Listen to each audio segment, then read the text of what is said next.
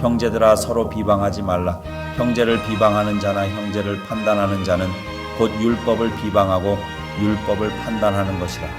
내가 만일 율법을 판단하면 율법의 준행자가 아니요 재판관이로다. 입법자와 재판관은 오직 한 분이시니 능히 구원하기도 하시며 멸하기도 하시느니라. 너는 누구이기에 이웃을 판단하느냐?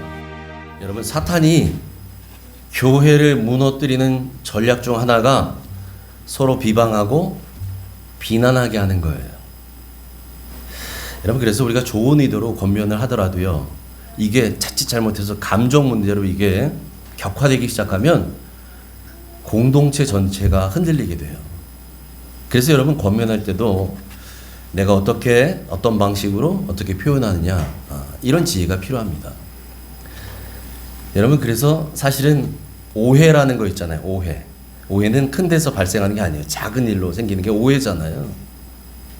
여러분, 오해를 불러일으킬 만한 방식으로 권면한다면 차라리 안 하는 게 나아요. 여러분, 부부싸움도 보세요. 부부싸움도 아주 사소한 걸로 싸움이 시작돼요. 부부싸움도. 국가 간의 전쟁도요, 사실은 그 시작을 보면 오해로 인한 경우들이 많아요. 그래서 우리가 계속해서 보고 있는 야고보서는 우리에게 말에 관한 권면을 그렇게 많이 하는 거예요. 여러분, 말 안 하고 사는 사람이 어디 있어요? 저도 그렇고 여러분도 그렇고 우리는 다 말하면서 살잖아요. 말하며 살고 말을 들으며 살아요. 그래서 우리가 지금 야고보서를 1장부터 쭉 살펴보고 있지만, 제가 야고보서를 처음 시작할 때 여러분들에게 그런 말씀을 드렸어요. 성경에 많은 책이 있지만 특별히 야고보서 한간에 루터는 이걸 지푸라기 서신, 사실 하찮은 성경으로 그렇게 취급된 적도 있었지만, 이 성경은 절대 그런 성경 아닙니다. 이 야고보서는 우리의 실제 삶을 다루는 책이에요. 우리의 실제적인 삶. 그러다 보니까 마치 구약의 지혜서와 같은 말씀들이 여기 언급돼요. 여러분, 우리 잠언, 전도서, 시편, 여기 보면 말에 관한 권면이 참 많잖아요. 그것처럼 야고보서에 참 많은 말에 관한 권면을 하고 있어요. 그래서 여러분, 오늘 본문으로 우리가 야고보서 4장 11절 12절, 우리 2절밖에 안 읽었는데, 이 2절의 말씀도 결국은 가만히 보면 무슨 권면이냐? 말에 관한 권면이에요. 특별히 어떤 말이냐? 교회 안에서 벌어지고 있는 서로 비방하고 비판하는 문제에 관해서 성경은 강력하게 경고합니다. 우리 그런 의미에서 11절 다시 한번 읽죠. 시작. 형제들아 서로 비방하지 말라. 형제를 비방하는 자나 형제를 판단하는 자는 곧 율법을 비방하고 율법을 판단하는 것이라. 네가 만일 율법을 판단하면 율법의 준행자가 아니요 재판관이로다. 아멘. 11절에 굉장히 중요한 두 단어가 나와요. 비방하다라는 단어, 또 판단하다라는 이 중요한 동사가 나오는데, 먼저 이 뜻을 우리가 먼저 한번 보길 바랍니다. 먼저 이 비방하다라는 이 말이요, 헬라어로는 카탈랄레오라고 하는데, 이게 어떤 뜻이 있냐면 이런 뜻이 있어요. 비난하다, 중상모략하다, 악담하다, 이런 뜻이에요. 여러분, 비난하는 것은 팩트, 사실을 근거로 이야기하는 게 비난이겠죠. 중상모략은 뭐예요? 거짓말이에요. 없는 얘기를 지어서 하는 게 중상모략이에요. 뒤집어 씌우는 거죠. 그래서 비방하다라는 이 말의 진의는 어떤 거냐? 이런 겁니다. 그것이 사실이든 거짓이든, 그게 진짜든 그렇지 않든 간에 상대방이 불리한 말로 인해서 그 상대를, 타인을 공격하는 행위를 비방이라고 얘기해요. 비방한다. 어떤 사람이 참 게을러. 근데 이건 사실이야. 그 사실이잖아요. 그 사람 게으르고. 그래서 항상 예배 시대 늦어. 그 사람은 예배 늦는 그 사실을 가지고 그 사람을 막 뭐라고 책망을 해요. 이거 거짓말은 아니죠? 그런데 이걸로 인해서 그 사람이 상처를 받았네. 또 어떤 사람은 게으르지 않아. 그런데 이 사람을 게으르다고 막 모함을 하는 거죠. 그래서 상처를 주는 거. 여러분, 그래서 비방하다는 얘기는 그게 사실이든 거짓이든 간에 상대방이 불리한 말, 그 말로 공격하는 행위를 말합니다. 또 여기 보면 판단하다는 얘기가 있어요. 판단하다. 판단하다는 말은 헬라어로 크리노라고 하는데요. 크리노. 이게 어떤 의미를 갖고 있느냐? 나누다, 조각내다, 정죄하다, 논쟁하다, 뭐 이런 여러 가지 뜻이 있어요. 이 밖에도 더 많은 뜻이 있지만 제가 대표적인 뜻만 여기다 올려놨어요. 네? 여러분, 판단하는 거, 야, 그럼 뭐 판단도 못해? 내가 머리가 있고 뇌가 있고 생각하는 지능이 있는데 어떻게 판단도 안 해? 여러분, 여기 잘 이해하셔야 돼요. 여기서 말하는 저 판단은요, 우리가 긍정적인 의미에서 말하는 분별하다는 것과는 전혀 다른 차원의 얘기예요. 여러분, 우리는 분별할 줄 알아야 돼요. 분별할 줄 알아야 돼요. 하나님의 지혜로 분별해야 됩니다. 예?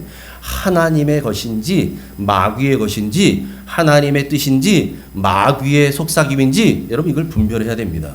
그래서 옳고 그름을 우리는 잘 가릴 뭐 그럴 능력, 지혜를 갖고 있는 것은 필요하죠. 그런데 여기서 말하는 오늘 본문에서 말하는 판단이라고 하는 것은 그런 게 아니에요. 정죄하는 거예요. 누군가를 조각을 내버리는 거예요. 멀쩡한 옷을 조각 내면 어떻게 돼요? 이거 못 입는 옷 되는 거예요. 그죠? 그래서 여러분, 판단하다는 것은 분별하다는 것과 다르다라는 것을 머릿속에 잠깐 염두에 두고, 우리 여러분 앞에서 기억날지 모르겠지만 앞에서 이미 야고보서 2장 4절에 형제를 판단하고 차별하지 말라라는 권면을 한 적이 있어요. 기억은 잘 안 나시겠지만 그래서 제가 한번 준비했어요. 우리 같이 한번 볼까요? 시작. 너희끼리 서로 차별하며 악한 생각으로 판단하는 자가 되는 것이 아니냐. 여러분, 여기에서 앞에서 야고보서 2장 4절에서는 사람을 차별하고 판단하다, 여기서 말하는 이 기준은 뭐였냐면 외적 조건을 가지고 하는 거예요. 외모, 또 그 사람이 가지고 있는 보여지는 것들, 이런 것들 가지고 사람을 구별하고 차별하고 뭐 이런 거죠. 이방인이냐 유대인이냐 이걸로 차별도 하고요. 부자냐 가난한 자냐 이걸로 차별도 하고요. 부리는 사람이냐 부림을 받는 사람이냐 주인이냐 머슴이냐 종이냐 이걸로 차별도 하고. 그러지 말라고 권면합니다. 성경은 이미 앞에서 그런 얘기를 우리 봤어요. 차별하는 거 이거는 절대로 우리가 하지 말아야 하는 거죠. 그런데 여러분, 저렇게 차별하고 판단하는 저때 쓰인 저 단어 의미하고요, 오늘 우리가 앞에서 잠깐 살펴봤던 이 판단하다라고 하는 이 크리노하고는 달라요. 앞에서 말했던 저거는 외적인 외형적 조건으로 사람을 차별하고 아유 나보다 못한 것 뭐 이 정도인데, 오늘 본문에서 말하는 야고보서 4장 1절에서 말하고 있는 판단하는 자는 어떤 사람이냐, 그보다 훨씬 더 강력하게 믿음의 형제를 정죄하는 거예요. 더 악한 거죠. 자, 그렇다면 여러분, 우리가 다른 지체를 비방하거나 판단하는 것이 왜 문제가 될까요? 아니, 내가 가지고 있는 머리로 판단하고 또 내가 가지고 있는 입으로 말하는데 이게 왜 문제가 될까요? 이게 여러분 가만히 생각해 보세요. 내가 누군가를 판단한다는 것, 내가 누군가를 비방한다는 것, 그 의도는 여러분 절대 사랑이 아니기 때문에 그래요. 사랑의 마음으로 그런 것들을 하지 않아요, 우리는. 그래서 여러분, 정말 내가 누군가를 진심으로 위하는 마음으로 권면하려면 우리는 먼저 뭘 해야 되냐면 그 사람을 위해서 기도해야 합니다. 기도해야 돼요. 그리고 난 뒤에 조용한 자리에서 오해가 없도록 진심을 전하며 권면해 주는 것이 맞습니다. 그런데 여러분, 비방하고 판단하는 것은 어떤 거냐면 다른 사람의 실수나 잘못을 드러내는 거예요. 그래서 결국 어떻게 하는 거냐? 그 사람을 공동체로부터 왕따를 시키는 거예요. 매장시켜 버리는 거예요. 여러분, 이렇게 되면 어떤 문제가 생기냐면 두 사람 사이의 관계뿐만 아니라 공동체 전체에 금이 가기 시작해요. 악영향을 끼칩니다. 판단과 비방이라고 하는 것이 이래서 무서운 거예요. 그러니까 오늘 성경에서 뭐라고 얘기합니까? 우리에게 서로 비방하지 말라고 강하게 이건 명령하는 거예요. 서로 비방하지 말았으면 좋겠다가 아니라 서로 비방하지 말라라고 명령하는 거예요. 이건 명령입니다. 그래서 오늘 얘기하는데 성경이 이렇게 얘기해요. 내가 형제를 비방하고 판단하는 것은 율법을 비방하고 판단하는 것이다. 이렇게 오늘 얘기합니다. 율법을 비방하고 판단한다는 게 도대체 뭔가? 예? 뭔가? 여러분 율법하면 우리 어떤 것 떠올라요? 모세율법이 떠올라요. 시내산에서 받았던 모세율법. 우리를 막 옥죄는 것 같은 이런 거라고 생각하는. 그게 아니에요. 이미 야고보서 1장 25절에 야고보가 말하고 있는 율법이 어떤 건지를 말했어요. 우리 한번 볼까요? 같이 읽습니다. 시작. 자유롭게 하는 온전한 율법을 들여다보고 있는 자는 듣고 잊어버리는 자가 아니요 실천하는 자니 이 사람은 그 행하는 일에 복을 받으리라. 아멘. 어떤 율법이래요? 모세가 시내산에서 받았던 율법이래요? 그 율법이 아닙니다. 우리를 자유롭게 하는 온전한 율법이라고 얘기해요.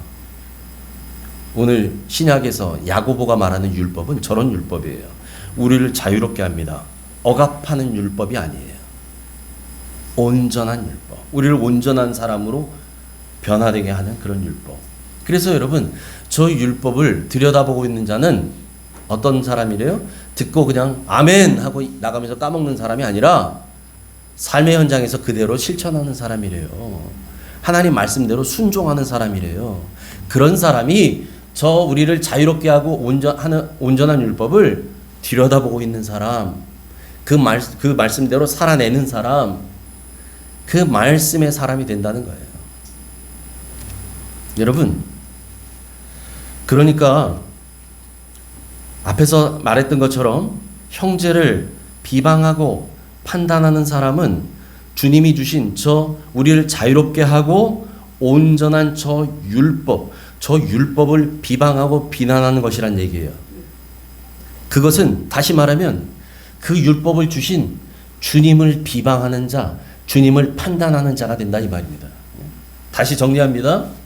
내가 형제를 비방하고 비난하면 우리에게 살라고 하셨던 저 온전한 율법, 우리를 자유롭게 하고 온전하게 하시는 그 율법, 다시 말해서 이제 우리 주님이 그 살아내심으로 완성하셨던 그 율법, 그 새로운 계명, 이것을 우리에게 살라고 하셨는데 그것을 비방하고 비난하는 사람이 된다. 다시 말하면 그 율법을 우리에게 살라고 말씀하셨던 예수님을 비방하고 비난하는 자가 된다는 얘기예요. 그래서 우리는 서로 비방하지 말고 비난하지 말라고 성경이 우리에게 권면하는 줄 믿습니다.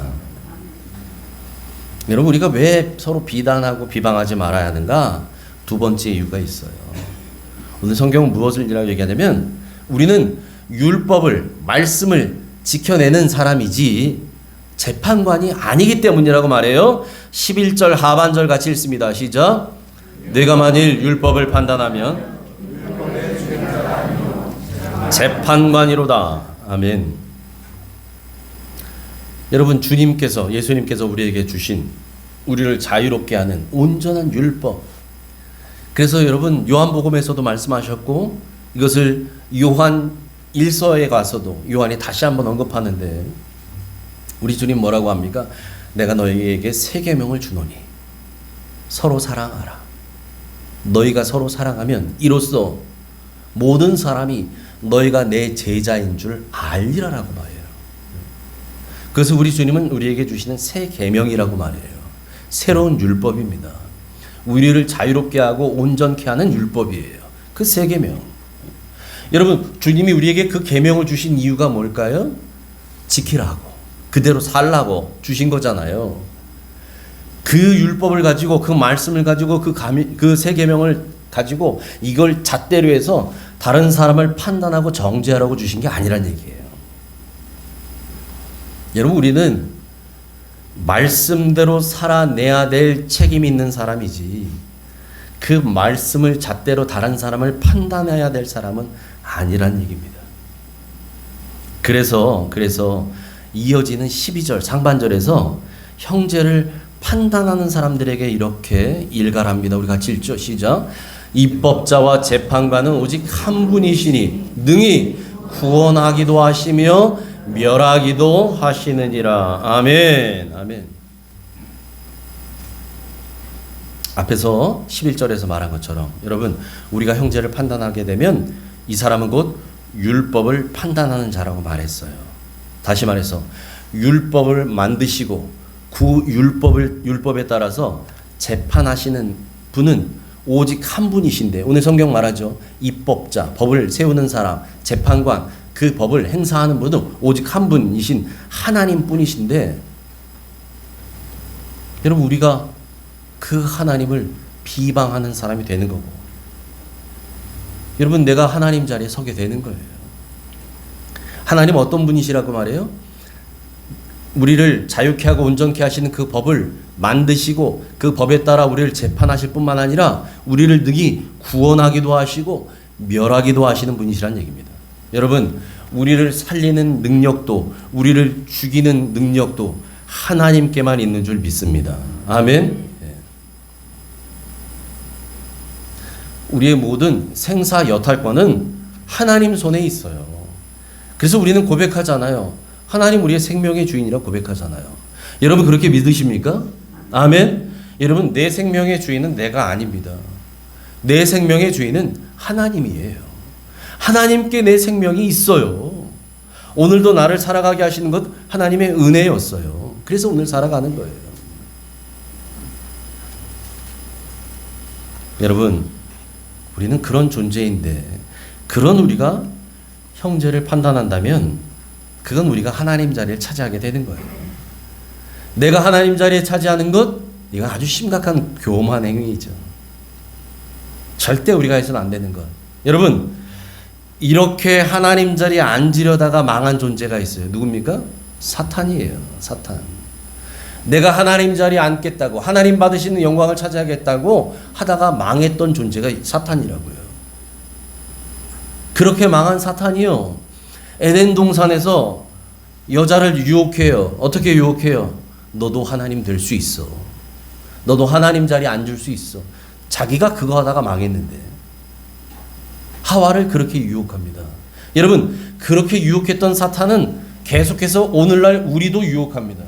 저나 여러분, 우리에게도 유혹하는 거예요. 어떻게 유혹해요? 내 인생의 주인은 나라고 우리에게 생각하게 만들어요. 야, 네 인생의 주인은 너잖아. 사탄은 우리에게 이렇게 얘기한다니까요. 내 인생의 주인이 나라고 생각하면 여러분, 내 인생은 그 다음부터 내 멋대로 사는 거예요. 아, 그렇잖아요. 내 인생은 뭐 예전에 그런 가수 노래 있었잖아요. 내 인생은 나의 것. 예전 노래예요. 여러분, 내 인생이 나의 것이라고 믿는 사람은 내 마음대로 살아요. 아, 내 마음이지. 학교를 가든 안 가든 그건 내 마음이지. 예? 결혼을 하든 안 하든 내 마음이고, 뭐 교회를 가든 안 가든 내 마음이고, 뭐 직장을 다니든 말든 내 마음이고, 다 내 마음이지 뭐. 신호를 지키든 말든 내 마음이고, 욕하든 말든 내 마음이지. 여러분, 이게 마귀가 우리에게 계속해서 가르치는 거예요. 속삭이는 거예요. 네 인생은 네 거야. 너도 하나님 될 수 있어. 그래서 여러분, 성경은 우리에게 정신 차리라고 말합니다. 그래서 이렇게 말하는 거예요. 12절 하반절 같이 읽습니다. 시작. 너는 누구이기에 이웃을 판단하느냐. 아멘. 너는 도대체 누구냐? 여러분, 우리는 내가 어떤 존재인지 알아야 돼요. 적어도 그리스도인들은 이걸 잊어버리면 안 돼요. 내가 어떤 존재인지. 제가 늘 말씀드리잖아요. 존 뉴턴의 고백. 내가 얼마나 용서받을 수 없는 죄인이었는지. 그런 존재를, 그런 나 같은 존재를 그럼에도 불구하고 하나님이 용서해 주셨다는 그 사실을 나는 평생 잊지 않습니다. 여러분, 너는 누구에게 이웃을 판단하느냐, 이 말씀은 무슨 말씀일까요? 우리 모두는 다른 지체를 판단할 자격이 없는 존재들이란 얘기예요. 아까 제가 말씀드렸죠. 이 판단이 갖고 있는 의미가 뭔지 말씀드렸어요. 크리노라고요. 크리노. 갈라치게 하고 조각내고 정죄하고 비난하고 그럴 자격이 없는 사람들이라고요. 이건 오직 하나님께만 있는 거예요. 하나님만 하실 수 있어요. 왜? 하나님은 입법자이며 재판관이시기 때문에. 앞에서 말하잖아요. 우리는 어떤 존재이냐? 우리는 다만 그 하나님께 긍휼의 은혜를 받은 존재인 줄 믿습니다. 우리는 긍휼함을 입은 존재들일 뿐이에요. 그래서 주님은 우리에게, 예수님은 마태복음에서도 우리에게 형제를 비판하지 말라고 말씀하십니다. 마태복음 7장 1절이죠. 같이 읽습니다. 시작. 비판을 받지 아니하려거든 비판하지 말라. 너희가 비판하는 그 비판으로 너희가 비판을 받을 것이요 너희가 헤아리는 그 헤아림으로 너희가 헤아림을 받을 것이니라. 아멘. 여러분 이 말씀을 보면서 혹여라도 오해가 없었으면 좋겠어요. 보세요. 비판을 받지 아니하려거든 비판하지 말라. 야, 이 말이 무슨 말인가? 분명히 다른 사람을 비판할 게 있음에도 불구하고 야, 내가 저 사람 비판했다가 나도 비판받을 게 틀림없으니까 이 말씀대로라면 야, 그게 두려워서 입 다물고 살아라는 얘기는 봐도 못 본 척하고 살아라. 여러분 그런 말일까요? 그런 말은 아닙니다. 여러분 나라님도 대통령도 잘못하면 국민들로부터 비판을 받고 있잖아요. 여러분 그런데 우리가 두려워해야 할 것이 있어요. 여러분 우리가 두려워할 것은 사람에게 받는 비판이 아니에요. 사람에게 비판받을 때 있지요. 여러분 사람에게 비판받으면 우리는 감정이 상합니다. 누구나 다 감정을 가지고 있으니까. 그런데 그 상한 감정은 시간이 지나면 다시 회복이 돼요. 회복이 돼요. 무슨 말씀이냐? 사람에게 비판받는 건 큰 문제 아니라는 거예요. 그럴 수 있다는 거예요. 그럴 수 있어요. 내가 잘못한 걸 가지고 잘못을 지적받는 거 뭐 그럴 수 있잖아요. 여러분 그런데 하나님께 받는 비판과 헤아림은 다릅니다. 이건 다른 차원이에요. 그래서 여러분 지금 마태복음 7장 2절에서 말하는 너희가 비판하는 그 비판으로 너희가 비판을 받을 것이고 너희가 헤아리는 그 헤아림으로 너희가 헤아림을 받을 것이다 라고 말씀하시는 것은 다른 사람들에게 똑같이 돌려받는다. 여러분 이 정도 차원을 얘기하는 게 아니라 그것을 넘어서서 저건 하나님으로부터 비판을 받고 헤아림을 받게 된다는 말이에요. 여러분 이건 대단히 심각한 문제입니다. 왜냐하면 우리는 하나님께서 하시는 비판과 헤아림 그것으로 인해서 우리가 맞이하게 될 내세의 삶이 달라지기 때문에 그래요. 달라집니다. 그래서 여러분 우리가 잊지 말아야 될 사실이 있어요. 중요한 사실이 있어요. 저나 여러분이나 우리는 모두 다 반드시 하나님의 심판대 앞에 서게 될 것이다 라는 사실을 잊지 마시기 바랍니다. 우리는 예외일명 없어요. 예외일명 없어요. 가장 높은 지위에 있는 사람이건 낮은 자리에 있는 사람이건 돈이 많은 사람이건 적은 사람이건 아무 상관없어요. 이 땅에 태어나서 하나님께서 살아가라고 하신 사명을 느끼지 못하고 살았던, 그래서 그 사명 깨닫고 하나님 말씀대로 순종하고 살았던 사람이든 그렇지 않았던 사람이든 모두가 다 하나님의 심판대 앞에 서게 될 것입니다. 그 자리에서 내가 비판했던 비판으로 비판을 받는 사람, 내가 헤아렸던 헤아림으로 헤아림을 받는 사람이 있을 수 있다는 얘기예요. 여러분, 이 사실만 우리가 잊지 않는다면 우리는 우리의 언행 심사를 조심하게 될 줄 믿습니다.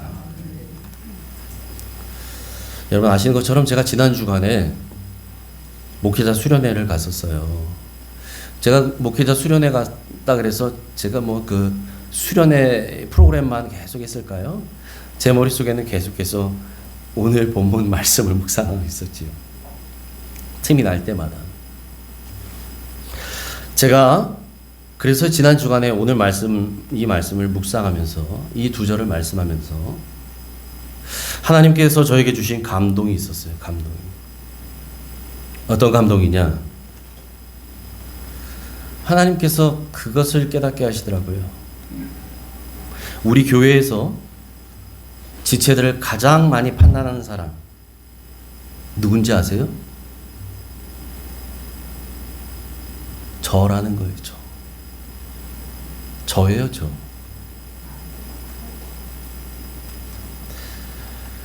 제가 그걸 깨닫고 나니까요, 실은 제가 오늘 본문을 17절까지 하려고 했었어요. 더 이상 못하겠더라고요. 그래서 오늘 본문을 2절로만 잡았어요. 그래서 제가 이 자리를 빌어서 여러분께 사과를 해야 되겠다. 하나님이 그런 감동을 주신 거예요. 제가 여러분을 제일 많이 판단했던 사람이고, 저는 목사잖아요. 그러니까 입으로 내놓지 않아요. 그렇지만 제 마음으로는 여러분을 제일 많이 판단했습니다. 그 모든 것을 용서해 주시기 바랍니다. 이 감동을 하나님이 저에게 주셨어요. 저를 보게 하시더라고요. 저를. 혹여라도 상처받으신 분들이 있다면 용서해 주시기 바랍니다. 제가 지난주에 앞서 말씀드린 것처럼 참석했던 목회자 부부 수련회에서 뜻밖의 두 분을 만났어요. 어떤 사람들이었냐면 바로 이 옥정 지역에서 목회하는 목사님, 목회하시는 목사님 두 분을 만났어요. 제가 여기서 수련한 게 아니고 먼 곳에 가서 했는데, 거리상으로는 참 가까운 곳에 계신 분들이에요. 근데 제가 이분들을 평소에 찾아뵐 생각 안 했어요. 솔직히 별로 찾아가고 싶지도 않았어요. 제 솔직한 제 감정이고, 마음을 제가 여러분들에게 밝히는 거예요. 별로 그러고 싶지 않았어요. 그런데 거기 가서 저는 그분이 누군지도 몰랐죠. 얼굴도 처음 보고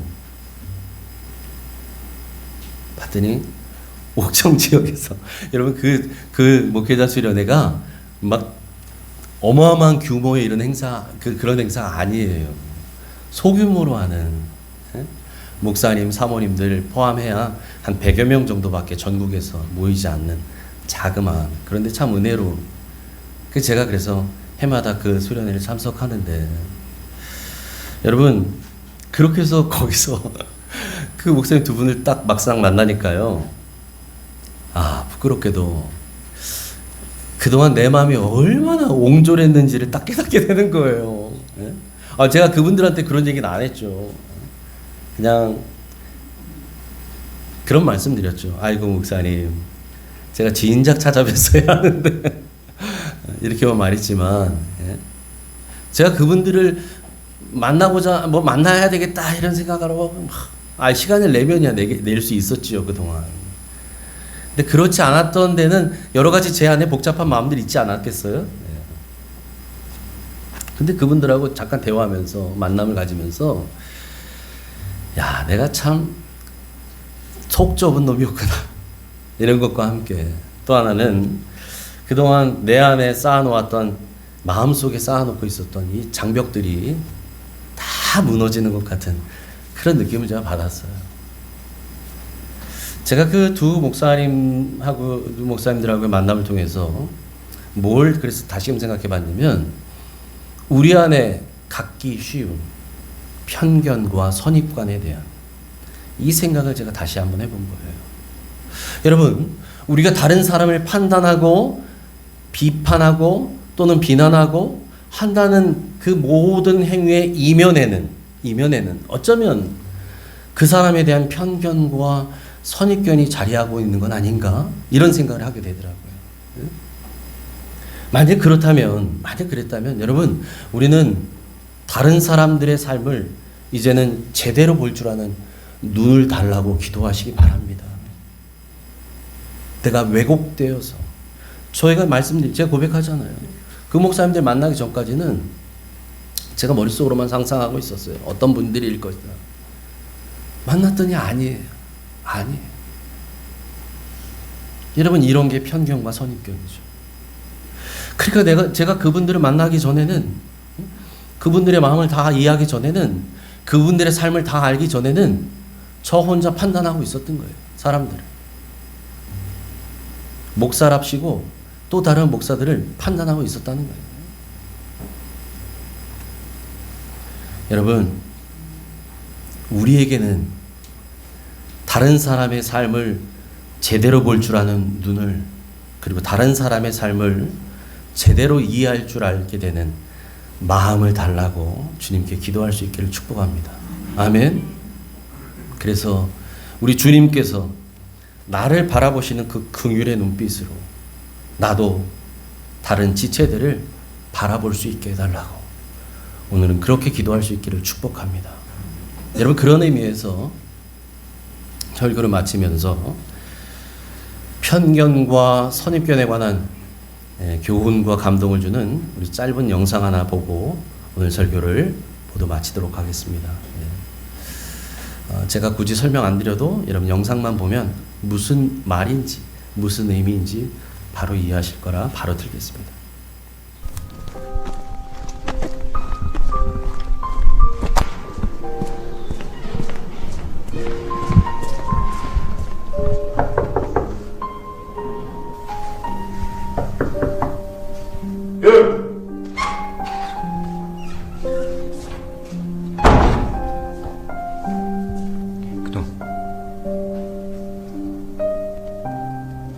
Vanessa?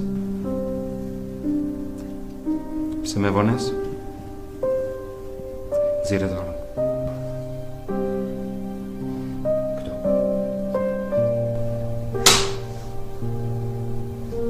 Škoda. Ele måste ha përcërit më, qetësi.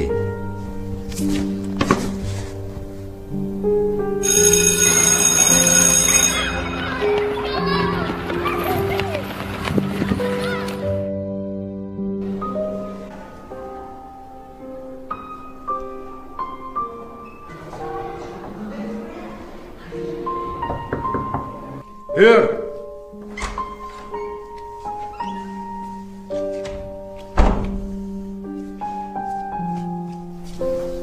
Vraag me Vanessa.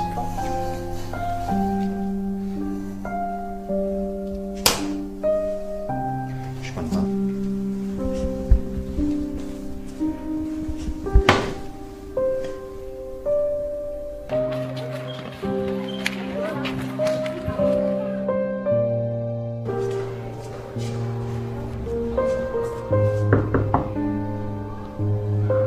Here!